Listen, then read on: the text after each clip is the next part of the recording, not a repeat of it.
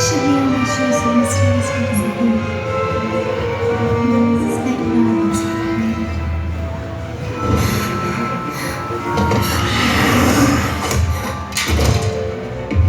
Let me corners!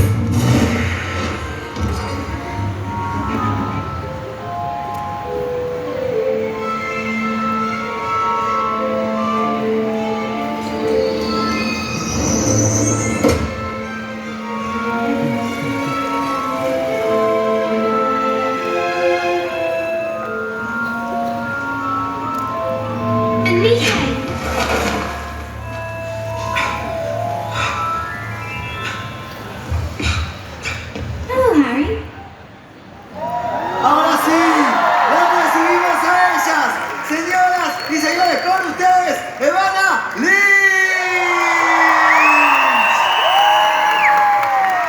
Hi Evanna! Welcome to Argentina Comic Con, how are you? Good. Happy to be here again. Oh my god, we're so happy. Yes, it's amazing to have you here. Welcome to Argentina Comic Con Day 2.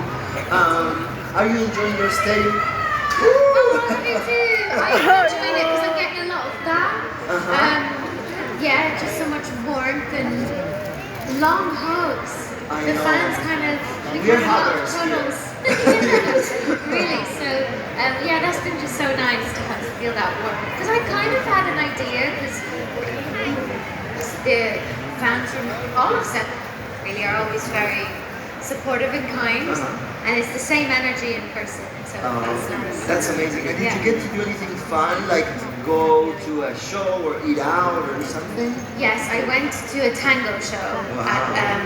It was amazing. I can't remember the hotel name, but it was incredible. Wow. The things that they do with their legs, with their knees, and so much passion, intensity. Well, you're amazing dancing yourself. Like you dance really well. Not amazing, but I like to dance. Yeah, I really like to dance.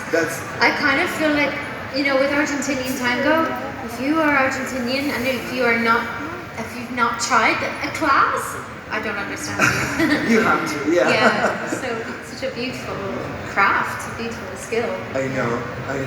Well, we're so happy to have you here. And before we start the panel, of course, we're going to talk a lot about Harry Potter. We're going to talk a lot about your career.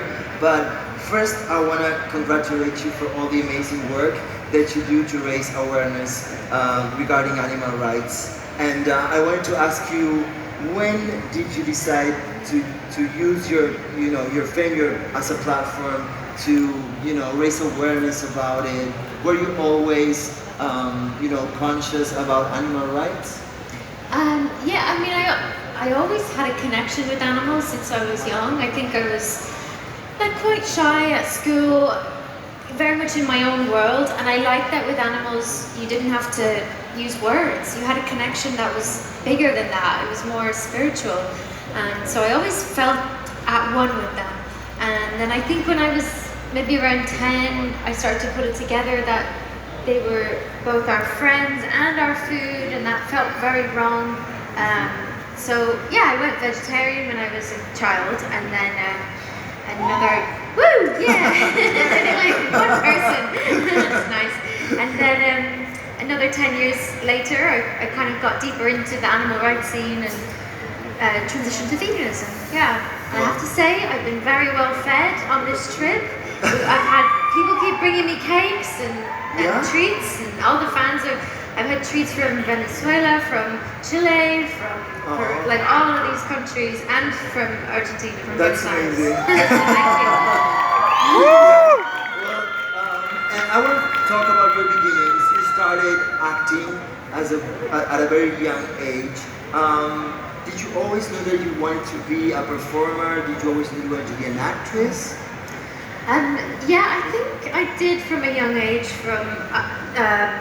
I just wanted to be part of the stories. I was always reading. I was always watching Disney movies, and always kind of going, that looks like the best world, like the most fun. And I just actually it was my sort of first idea to be an actor is strange. It was that we used to go to mass, church every Sunday. And I used to see they would have children performing stories from the Bible, and And I remember thinking, it's so boring sitting here watching this when I could be up on that stage telling the stories. And I think that was what started me going, I can do that. And yeah, and as I say, I was very shy as a child, and having characters like on the page, being able to study them, to study humans, it was very liberating for me. It was like, it was easier to be another character rather than myself. It was much, I just felt I would put on that character and I wouldn't feel so uncomfortable. Yeah. Wow, that's great. And then you were a fan of Harry Potter before joining the franchise. You were a fan of the books. How was it that, you know, you decided to go on this open audition? Was it a tough decision for you? Was it a no-brainer? Was it because you were a fan of the books? What made you decide to audition for the part?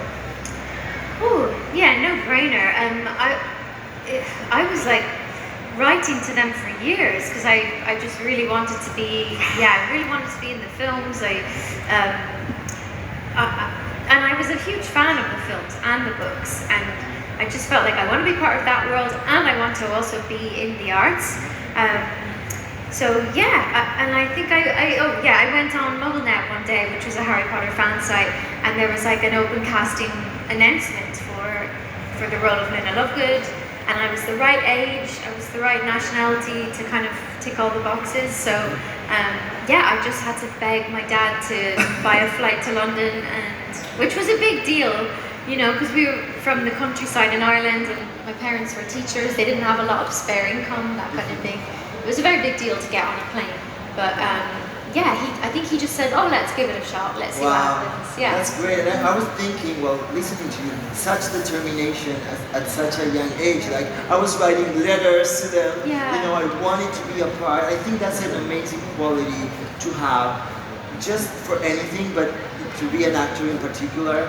Because, you know, there's so much rejection and, you know, so many things going on that I think determination is a key factor, you know. True. And I think it's important to kind of try and keep that. Like, as a child, I think that quality is strong, and it's because of naivety. Like, I didn't know rejection was a big part of the job. I didn't know there were thousands and thousands of other young girls who were probably writing and wanted the part just as much. I kind of just said, oh, this is what is in my heart, so it must be right. It must be what I'm meant to do. So yeah, no, I do look back on that childish determination and naivety, and it's like, I think we all need to try and keep connected to that, to keep that idealism alive. Yeah, absolutely. And then you went to the audition, and I imagine thousands of people there. How did you feel, and what do you remember from those days? Yes, thousands of people. I remember feeling just like, I wasn't nervous, and there were a lot of people who were just so excited, and they were kind of performing for the cameras, and to me it didn't come across as like Luna. You know, Luna was like the quiet, weird one who was immersed in her magazines and her drawings and all that kind of thing. So it was odd because, yeah, it was all about the character of Luna Lovegood, and we were all there to audition, but there was also a big, I think some people were excited about the celebrity part of it. But yeah, it was like 4 hours of waiting. It was a very long time. I had brought the book with me, Order of the Phoenix, to just kind of, whenever I felt overwhelmed by everything going on, I would just plug back into the book, and yeah, I kind of, again, determination. I knew what I was there to do. But it was quite a ruthless process. You know, as I say, we stood in line for 4 hours, and then we went through, and there was a moment where you had to like say your name, where you were from, and a lot of people just got sent home right away. Like that, they didn't even get a chance to audition. It was like they made very merciless decisions. You know, probably to do with height and how you sound, and the aura you have. And so I got through that round, and then I got given the script, like the pages, the sides, and had a few minutes to go over those, and then got to read it with the casting director. Yeah, it was all very overwhelming and exciting, and I had a good feeling when I left. I was like, ooh, I really think I think we connected. So Wow. they always say, oh, we'll call you, and you're not meant to take that seriously. But I was like, I think she is gonna call. They will call me. Yeah. That's great. And then you went to a screen test, and Daniel was there. How did you feel, and how did you manage that pressure? Because he was already a mega star by then. Yeah, he was, and a mega star in my heart as well. I was really obsessed with him. That's not an overstatement. Were you expecting him to be there? Did Yes. they tell you? Oh, I was okay. told it would be David Yates and Daniel Radcliffe when we'd be doing a scene. Because most of Luna's scenes, they're either in a group or they're with Harry. So, yeah, I kind of couldn't speak to him. I was so, like when I saw him in, I think a lot of people have, I see people reacting that way to me where you're a bit starstruck, where you're like, whoa, I've seen you on my TV and now you're here looking at me. And I had that moment of he was trying to make conversation with me and I was just like,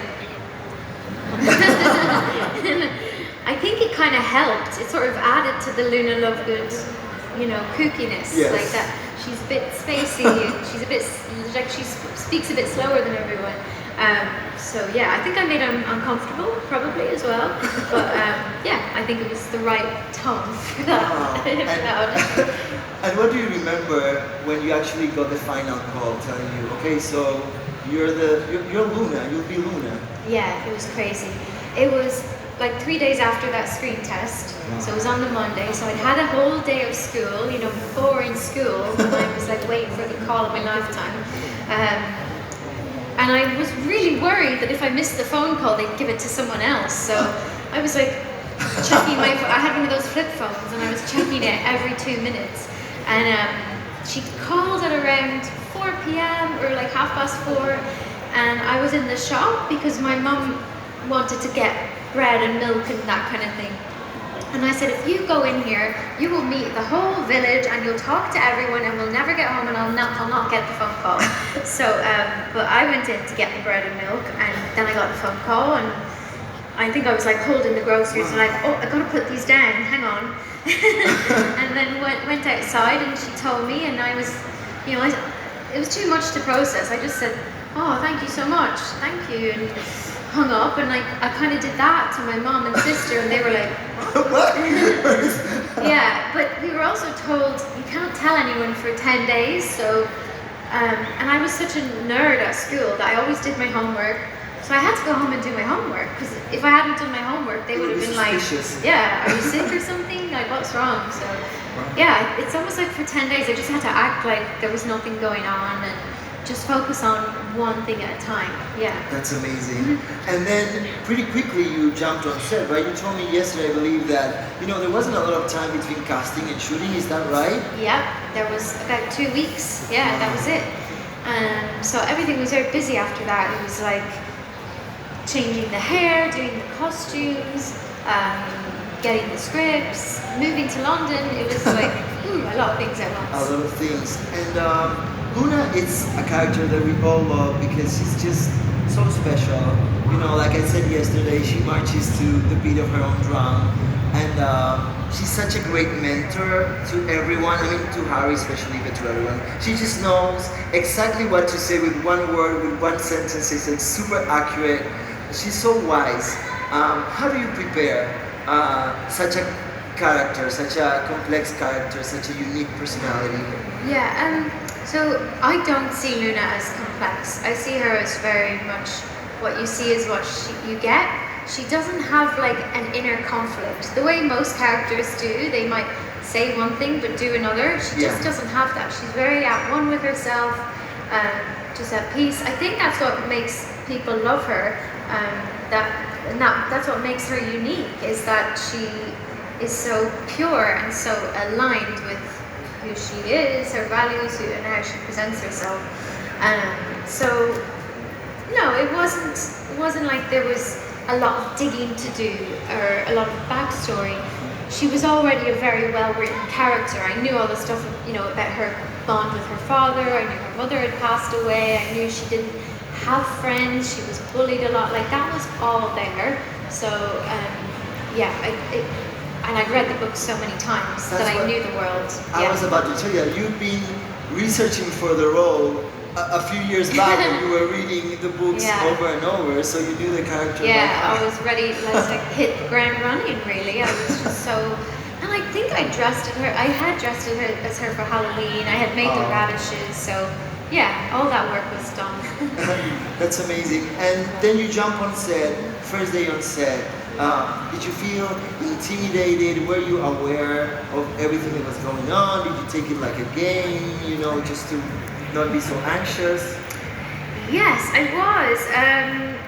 Because I knew how to. I was happy being in the stories, and I was very familiar with the world of Hogwarts, but I wasn't familiar with films, with the film world and how that's done. And anyone who's ever been on a film set or studies film, they know that there's so much sitting around and waiting. Like, it's quite a tedious process, and the trick is being able to spend 3 hours waiting for them to set it up, and then you're ready to go, and you have to be in the right emotional space and all that. So I think I got there and was like trying to do everything perfect, like thinking that every take we had to nail it, and I was thinking too much about the camera, and they had to really tell me like, no, forget the camera's there, just connect with the other actors and just be, honest, be truthful with them. But yeah, I couldn't understand how everyone was so relaxed, like everyone was just chilling and talking, and I was like, this is the biggest thing you'll ever do. But you can't treat it like that, because you would be so anxious. You would stifle your creativity and everything, because you would just be too nervous all the time. Yeah, exactly, and I also feel that most of the cast has already been for the previous movies, and you were joining for this particular movie. Did you feel welcome? Did you feel part of the group at first? Yeah, I think I was, as I say, just intimidated by them, because I already felt I knew everything about them, because I used to read about them non-stop. I used to watch their interviews. I didn't have YouTube back then, but I would watch them on TV and buy all the magazines with them. So it was weird then to kind of try and make friends when I knew all their birthdays and their pets' names and creepy things that I had to be like, tone it down. So I say on the first film I kind of kept my distance. I was too awed by them, but by the time I did my second movie, which was the 6th one, I started to really feel like, we're only going to have this for a very short time, like a few more years, and then it's all over, and we'll all go our different ways. So I was able to just kind of get out of my own head and stop. I just found that it was almost like it was this beautiful dream-like experience, but my mind was sucking all the joy out of it. So I think I learned to overcome that. Yeah. That's great. And when you started, you were 14. And how long did all the process, like all the movies until the last one, how many years? 5 years, 4 or 5 years. Yeah. Okay, so you were about 19, 20 when everything was done. 19, yeah. How was it for you to spend mostly your teenage years, being part of such an amazing project, maybe traveling the world, like fantasizing, like going around the world to premieres and everything? Did you enjoy it? Was it amazing? Was it tough to balance everything? Yeah, it was amazing. Yeah, it was, and I don't think I realized at the time how unusual this is, because it was the Harry Potter movies were my first job, So I guess I knew it was like big budget and everything was taken care of, and I had so many people working on it, but I got used to it as well. So I think afterwards, when I started working on other movies and realized, you have a lot more responsibility, you have to look after yourself more, people don't kind of treat you with kid gloves, they don't, and because you're not a kid anymore. So it was overwhelming and fun and amazing going to all those locations, and it was definitely hard to go back to school after having, doing press tours around the world, to kind of go back and go, this is supposed to be important, doing maths, Yeah, by then you already knew you wanted to be an actress, or you were... Yeah. Okay, so yeah. I did. Actually, I think, no, at that point I wanted to be a dancer. I got really into dance, actually. but I sort of was a bit too old when I started training a lot, so I didn't have the technique. But yeah, I just knew I wanted to be in the performing arts, whether it's singing, not singing, I don't sing, I don't know where that came from, but it's acting or dancing or writing or, yeah, just the creative world, that's what I wanted to do. I was going to ask you, because you're not just an actress, you wrote a book, you're a writer, you're an amazing dancer. We're going to see a clip in a few minutes of you dancing tango. Is there anything else that you would like to do in the world of arts? Do you see yourself like directing, for example, or? I just want to focus on writing, really. Yeah, wow. Yeah. I mean, still do acting, but move more into writing stories, writing fictional stories, especially. I don't know about directing. I think maybe if it was like something I'd written that I was really protective of, maybe. But it seems like a really stressful job that I wouldn't like. Because the thing with like being an actor is you're part of a film, but you're one very small detail, and that's all you just focus on your story and what you're doing in that world. And I kind of can't wrap my head around the fact that the director has to hold hundreds of people's identities and stories and journeys in their head, and they have to make them coalesce. And like any problem creatively, there's people coming to the director. So I think I would find that too much. I'm a detail-oriented person, so I like having one thing to focus being on. more focused. Okay, that's cool. And we mentioned a little bit about your book, so I would like to ask you about it. You wrote an amazing book, The Opposite of Butterfly Hunting. Why did you decide to write the book? And was it something that you always knew that you were going to do, or was it something you decided doing later on? Yeah. Well, I've always loved books. I think that's my favorite way of storytelling, like reading stories and telling them, I suppose. So I think it was just always in me that one day I'll write a book, but not really having a clear idea. And acting is more fun. Like, it's a lot more fun to be in a room with lots of creative people, whereas writing is just you and this blank page, and you start to go you think you're going a bit insane. Like, it's a lot. But I just knew, like, I'd sort of talked about my story, my mental health before, and the press always like sensationalize it. They turn it into like the bad thing happened and then you got a good thing and everything was great, and it's like, I think stories, especially our inner worlds are a lot more complex and layered and nuanced, and I think they should be, and I think it does a disservice to people who are going through their own mental health battles when you make it simplistic.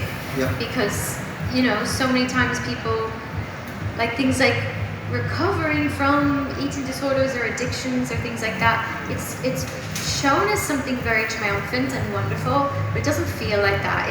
It sucks, it feels horrible. And I didn't like the narrative around my story of like, this happened and everything was amazing after that, where I was like, no, so many days I'm in a dark place, even with having all my dreams come true, your mind can still get very dark. So I wanted to be really honest about that. I wanted to write my story and show the kind of ugly reality of recovery and mental wellness. And it was a way to like write it down in my own words and then move on from it. And actually I was gonna they want you to say something in Spanish. Do you know something do you know any Spanish words? Did you see what happened to me yesterday? No, what happened? Well, fans were coming all day, and I was trying to pick up words, hola, buenos dias, and then they were saying muchas gracias, and I was like muchas gracias, and then but the thing is, when you're meeting so many people, your mind kind of starts going, and it's just, and I say gracias, gracias, and then I start going gracias madre, which is the name of a lovely vegan restaurant in LA that I go to. So there was like probably about 10 people who I said thank you mother to, and some of them were children, and like it was so I definitely need to work on my Spanish. I'm sorry. Well, you can say hola Argentina Comic Con and we're done with that, right? Say what? Hola. Like hi, hola Argentina Comic Con. Hola Argentina Comic Con. There we go. I'll do better. I'll work on it. I've been learning French all this this time, and I should have been learning Spanish. Like, yeah, I need to. So you speak French, that's amazing. A little bit. Wow, yeah. that's cool. So, well, going back to the world of your book and everything, I was actually going to say that, yeah, people tend to do this, like tell stories as if they were all fairy tale stories, and they really set, like, weird expectations from people that they think things are going to just magically happen when there's a lot of work and effort, and like you say, you know, maybe going through a dark time to get over something, and things don't happen overnight. So I think it's great that you wrote this book, and it's great that you know you're that kind of person that's raising awareness about that. Yeah, so I just think it's so important. Like, we all have stuff going on, and I've really seen that this weekend. A lot of people have come to me, in tears, and they tell their story and the things they've been through, and they say about how fictional characters like Luna has brought them through it. And so I just see it everywhere. Like, and I kind of want to say to people telling me their stories that, like, I get it, me too. And I think also there's this idea that, when you get your dreams or the material things, when that comes true, things will feel better. And yes, to an extent, but the thing is, you still have to deal with yourself. Like, it's still you in the dream, and that's usually the part that we find hardest to accept, like ourselves. That's the hardest person to love, but that is the person we have to love. So, I just as to say, I think it's real life. I think people want to, we read the stories, or we see like actors and people and go, oh, what a fabulous life. But no, everyone has stuff going on. I think it feels good to know that, to me anyway, to go, it's not just me, Yeah, well, in the end of the day, we're all human. Yeah, absolutely. And that is a very Luna-like reflection, like I would think she would say something similar. Do you have any other things that you think you share with your character? Yeah, I share like my connection to animals, because you see her in the films a lot. Like, she's not really a natural social person. Like, she'll be in rooms and she'll be looking at things on the ceiling, and she's not making small talk with people. I can't stand small talk really, and I think she's that way. I think her calm place is like in the woods with the creatures, and I very much feel that. Like, when I have free time, it's like me and my cat, walks in the woods and things like that. And just she's spiritual, she's more interested in the invisible things, like the things you can't see that's going on in the air, not just the 3D dimension. I think she's like thinking 5D. I think she's just on another realm, and I like to think that way too. That's good. And is there something that you think Luna has that you would like to have, like part of her personality? Is I wish I was like this. Yes, absolutely. Just more self-acceptance. Yeah, it's definitely something I've got from her, like parts of that, and I feel much more comfortable in my skin than I used to. Than when I was playing her, for example, I was not comfortable with myself. But I would like more, I think there was a quote I came across recently of like, be so rooted in yourself that nobody else can destabilize you or influence you, like knock you off center. And I think sometimes I'll meet certain characters and be intimidated by them or overwhelmed, or I feel like I need to improve myself or try harder. Like, I find it hard to just accept. And for example, like, I know I'm talking a lot today, but I'm quite a quiet person. Like, in groups of people, I just like to listen. I don't have witty comments or a lot of banter or whatever. And I sometimes like judge that about myself as like, especially being in like the entertainment industry, I'm like, I'm not very entertaining. I'm quite boring. I'm quiet, and that's who I am. So, so I think I would like her ability, to just have greater self-acceptance. That's great. And then I really want to ask you this question. You're a fan of the books. You've read all the books. Are you still a fan now? Oh yeah, big time. Yeah, I think I read the books I definitely reread them during the lockdown. Wow. Yeah. and I listen to them on the audio. Yeah, I find that like if I'm going through something in my life that's just a bit challenging, rereading the books, it really roots me back to who I am. It's like very calming, very soothing, very nostalgic. It's like it brings me back to a time in life that was simple and sweet, and I get more from them every time I read them. Like when you read them as an adult, you understand more what the adults are going through. You know, you think of Molly Weasley and her fear of losing her children, and Sirius Black and the fact that he lived his whole life like accused of murder for his best friend. All of that stuff is like, when you're a child, you're thinking of the teenagers, the kids at school. So yeah, I'm definitely still a big fan. Wow, that's great. And do you have a favorite house? I mean, we know Luna is definitely a Ravenclaw, but do you have a favorite house? Oh my god, I actually love all of them for different things, and I wouldn't have given that answer before. Before I was always like, yeah, Gryffindor. That was it. But I think over the years, funnily enough, most of my I don't have many close friends who are Gryffindors. It's almost like there's a bit too much ego between or something. I mean, I'm a Gryffindor, I think. I've done the quiz a lot of times, but it's like that heroic thing, that whole thing of we're going to save the world. It's really tiring. I know. A lot of my close friends are Hufflepuffs. I just love them. They're the kindest people, and I know kindness sounds like a soft word, but it's not soft at all. I just think it takes so much strength to be soft-hearted, you know, in a world that kind of makes you very tough and is very hard at times. Like, it's such a beautiful quality to always bring kindness to like charged situations. So yes, Hufflepuffs, and then Slytherins, like there's something about them. Like they're ruthless, you know, but I just like their ambition. I like that they don't apologize for their ambition. I just like that they know what they want. They're just so cool. Can't deny it. Yeah, and then Ravenclaw. I sort of wish I was a Ravenclaw. I wish I was more clever.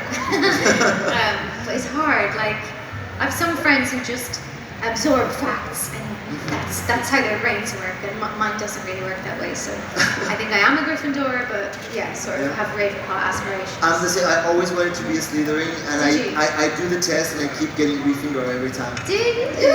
And why did you want to be Slytherin? I don't know. There's just something about it. I wish I was more, you know, stronger or more determined. You know, I think that would be it. You're just too honorable. Maybe, I don't know. And if your patronym, if you have to choose an animal for your patronym, which one would it be?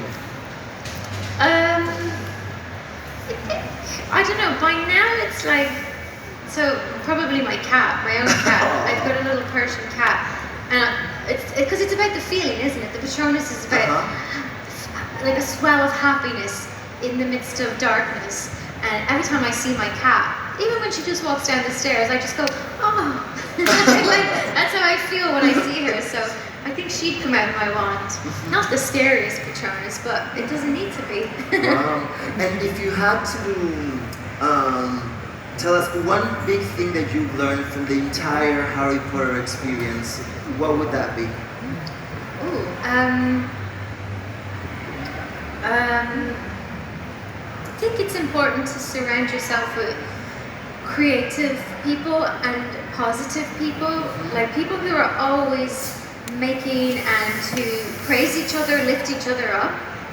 There's so much negativity in this world, like, you know, I think you have to have a very tight creative, if you want to create something, you have to have a tight circle of people who support you, who protect you, because, you know, like being an artist, you're naturally very sensitive, so mean words can really hurt and they can really destroy your confidence to create. And I think I just saw on Harry Potter that there was all these sensitive people and they were all working hard, and it was an enclosed environment of people who kind of said, oh, this is really good, can we maybe tweak it this way, or can we explore something else, rather than just, you know, especially, you know, I see online there's so much negativity and criticism, and it's from people who don't know you or really care about you, and I think I've really learned that to block that out and just listen to your little circle of, like, your artistic family. I think that's what I learned, that I need to have an artistic family, and it's important in order to create anything. Wow, that's great. And after Harry Potter, you did Sinbad, you were in many movies, and there's one movie that's my favorite, that's My Name is Emily, that I think, this character, Emily, has some resemblance with Luna in terms that, she's also very wise at a very young age, and that she's been through a lot, like both of them, but she's very different on the other side, because, she's more dark, she's more complex, she lives in a completely different world.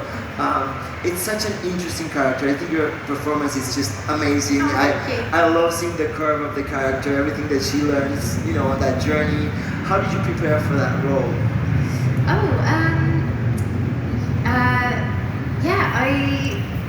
I had a lot of conversations with the director, so you probably wouldn't know this from the film, but the director had motor neuron disease, so that means he was completely paralyzed. It's not paralyzed, it's not the right word, but all his muscles wouldn't work, so he could only speak with his eyes, as in he used an eye gaze computer, and that's how he spoke to you. So and obviously, like, on set, it would take a very long time to have a conversation, so you couldn't.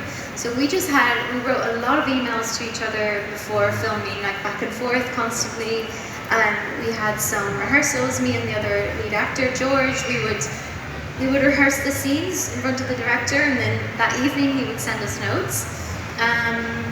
It was mostly that, just a lot of conversations, And then I also wanted to ask you about another amazing role that I think you did in Addiction, a 60s love story. It's a tough character, it's a tough story. It's so different. Did you enjoy doing it? What do you remember from that? Yeah, I enjoyed it. It was a really good cast and crew, but we needed more time. It was too short. To be honest, I look back on that movie and go, there was much more potential there, because they didn't have enough time to film a lot of scenes with the characters that would have developed their relationships. It was very much like the bare bones of it. And I remember at the time they were talking about doing more scenes and extra shoot days, but it just unfortunately didn't happen.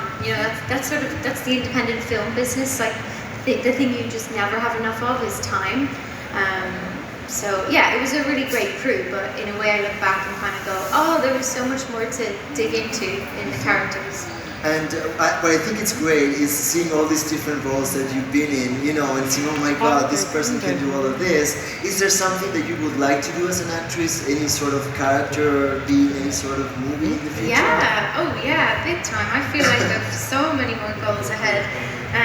I'm doing a film this summer about James Joyce and his daughter, an Irish writer, and that's a story and a character I've been just fascinated with for a long time. A lot of dancing in that as well, and I'd honestly love to do comedy. Like I know I'm not naturally funny in person, but I actually think I have a good sense of humor. So I would love to do something just funny and like dark comedy. That's sort of my thing. Wow. And then also just the last few years I've mostly been doing theatre in London, and I love that. You learn so much as an actor. You learn a lot more from that kind of work than on films, because you get a lot more time. So those are my goals. There's something about the live component of acting, right? That it's so different. Do you have a favorite film, television, theatre? What I like to watch? No, that you like to perform in. Do you have a favorite? You prefer doing theater, doing movies, doing television? Probably theater, because that's what I've done most recently, and that's, as I say, where I've learned. And what's nice about that is the company and rehearsals. You get really close with all the other actors, and it doesn't. It feels like the whole celebrity aspect doesn't matter. It's just about you're all in it together, and it helps you get over your nerves and get over yourself, frankly.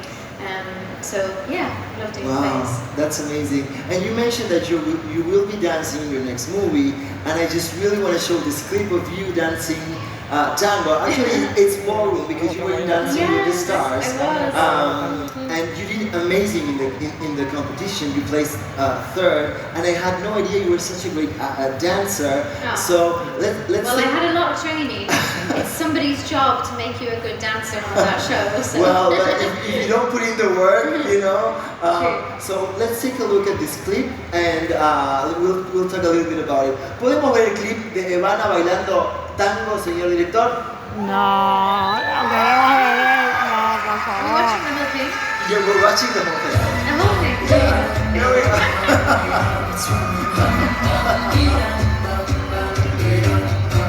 No more guys in the ring, need to get it started. Nothing heard, nothing said, need to speak about it. Feels like I'm going insane, yeah.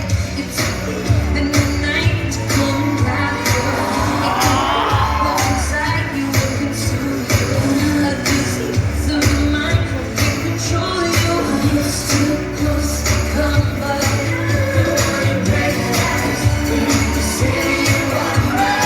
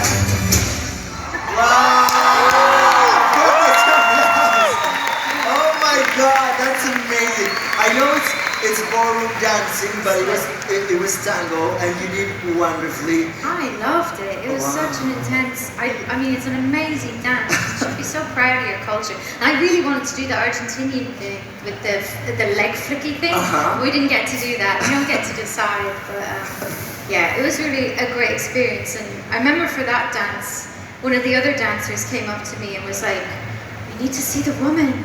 We need to get rid of the little girl." And he was like, "Get up in his face." He was like challenging me in a lot of ways. Wow. Yeah. And was it for you like getting into character when you dance also? Is part of, is there something similar to acting? Sort of.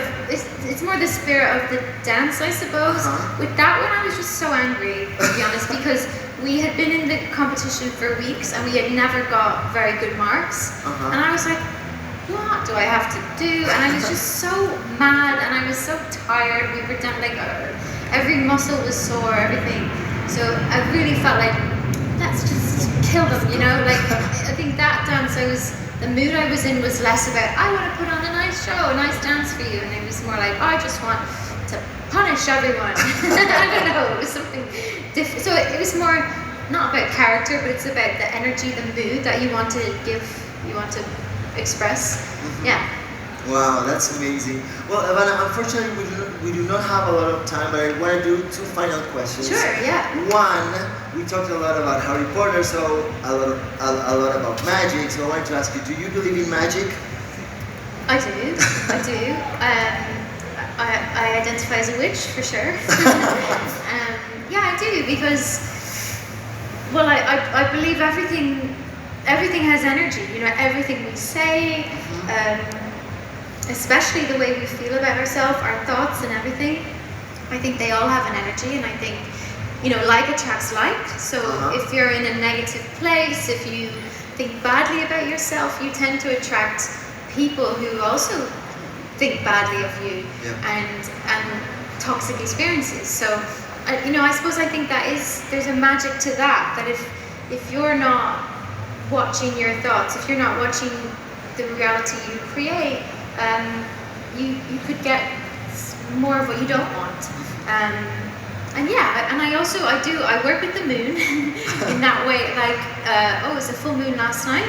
So on the full moon, it's about releasing, surrendering. You write down all the things you want to let go of, and the new moon is when you make wishes. And I I've been doing that the last 2 years, and it's incredible. I think it's incredible for manifestation, and just, it's like you're working with the elements. So yeah, I do. I don't believe in like magic as in like, you know, you can just conjure things. But I don't think we'd want that either. I think it's like more intentional than that. Yeah. Absolutely. And I always like to finish panels. Sí, pueden aplaudir, chicos.